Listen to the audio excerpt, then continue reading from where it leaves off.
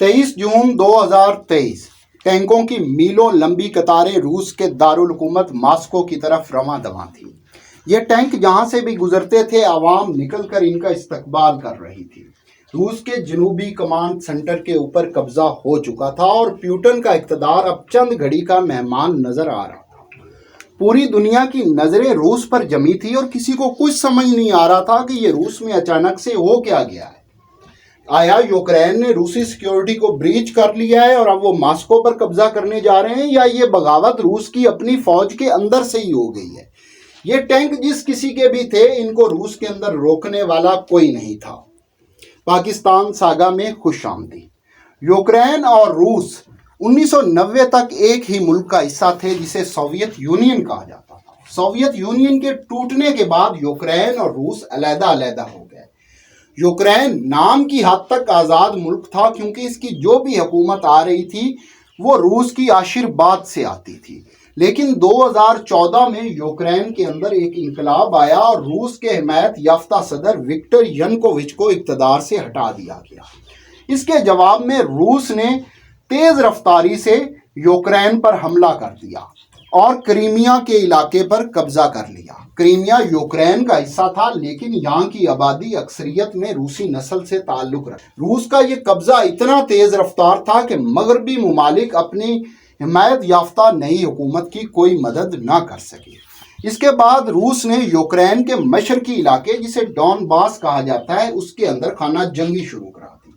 Donbas भी Ukraine का हिस्सा था, लेकिन यहाँ भी अक्सरियत रूसी नस्ल से ताल्लुक है। लेकिन डॉनबास के अंदर बाकायदा रूस ने अपनी फौज से हमला नहीं किया, बल्कि इसके लिए एक प्राइवेट मलेशिया का सहारा लिया, जिसे वैगनर ग्रुप का नाम। इस मलेशिया के अंदर रूस की जेलों में बंद मुख्तलिफ जराइम पेशा अफराद को भर्ती किया गया, उनको फौजी तरबियत दी गई और यूक्रेन के अंदर भेज दिया गया। इस ग्रुप के सरबराह येवजेनी प्रिगोजिन भी एक जराइम पेशा शख्सियत थे और ये रूसी सदर व्लादिमीर पुतिन के बहुत ज़्यादा करीब थे। इस ग्रुप ने ना सिर्फ यूक्रेन के अंदर खाना जंगी को हवा दी, बल्कि ये शाम में भी रूस की तरफ से लड़ा और लीबिया के अंदर भी रूस की तरफ से ये ग्रुप जंग लड़ता रहा। 1400 की तादाद से शुरू होने वाला ग्रुप देखते ही देखते 2022 तक 50,000 तक फैल चुका था और ये रियासत के अंदर एक रियासत बन चुकी। 2022 के अंदर जब रूस ने यूक्रेन के ऊपर बाकायदा हमला किया, तो उस हमले में भी ये ग्रुप सफ़े अव्वल के दस्तों के अंदर शामिल था। लेकिन माशी पाबंदियों को देखते हुए रूस ने यूक्रेन के अंदर अपने ऑपरेशन महदूद करने शुरू कर और अपनी इस जंग को उन्होंने सिर्फ यूक्रेन के मशरकी इलाकों तक महदूद रखा, ताकि रूस के ऊपर काबिज होने का इल्ज़ाम भी ज़्यादा शिद्दत से ना लगे और रूस सी ऑफ ओज़ोव के अंदर मौजूद अपनी बंदरगाहों को भी महफूज बना सके। लेकिन यहीं से वैगनर ग्रुप के साथ रूस के इख्तलाफात पैदा होने शुरू हुए, क्योंकि वैगनर ग्रुप एक इंतहा पसंद ग्रुप था और वो हर हाल में पूरे यूक्रेन के ऊपर कब्जा करना चाहता था। यहीं से इस ग्रुप के सरबराह प्रिगोजिन के रूसी आला क़यादत के साथ इख्तलाफात शुरू हुए।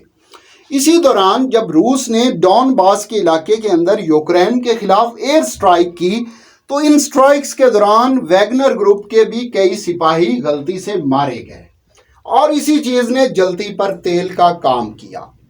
इस ग्रुप के सरबराह प्रिगोजिन ने रूस के वजीर दिफा सर्जेई शोइगु और chief of general staff Valery Gerasimov के ऊपर इल्ज़ाम लगाया कि ये वैगनर ग्रुप की हलाकतों के अंदर मुलव्विस है और इसी चीज़ का सहारा लेकर 23 जून 2023 को डॉनबास के इलाके से इस ग्रुप ने रूस के जनूबी इलाके के ऊपर हमला कर दिया। क्योंकि ये पहले से रूसी फौज के साथ अटैच थे, इसलिए रूसी फौज ने कोई मुज़ाहमत नहीं की और सिर्फ 3 घंटे के अंदर इस ग्रुप ने रोस्तोव शहर के ऊपर कब्जा कर लिया और यहीं पर रूस की जनूबी कमांड का सेंटर भी मौजूद। रोस्तोव पर कब्जे के बाद ये ग्रुप तेज रफ्तारी से मॉस्को की तरफ बढ़ने लगा।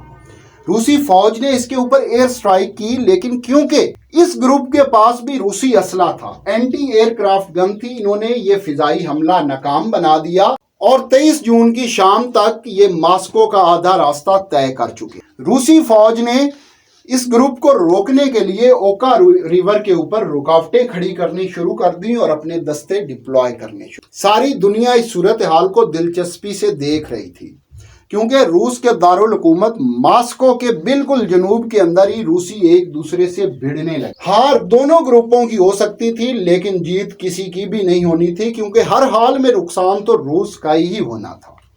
लेकिन इसी दौरान रूस के इत्तेहादी मुल्क बेलारूस के प्रेसिडेंट अलेक्जेंडर लुकाशेंको मैदान में कूदे।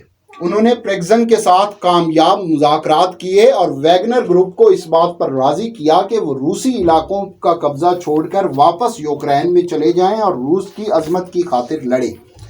जबकि जो इस ग्रुप के सरबराह प्रेगजन थे, जो बगावत के मुर्तकिब हो चुके थे, उसको बेलारूस के अंदर पनाह दे दी गई।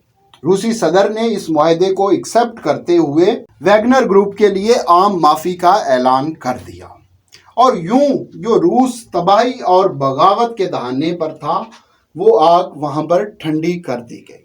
लेकिन इससे एक सबक जरूर मिलता है कि जब भी प्राइवेट ग्रुप रियासत की तरफ से बनाए जाते हैं तो वो अपने बनाने वालों के गले जरूर पड़ते हैं, चाहे इंडिया के बनाए गए तामिल टाइगर हों या फिर पाकिस्तान के बनाए गए तालिबान हों। वीडियो को लाइक करना और चैनल को सब्सक्राइब करना मत भूलिए।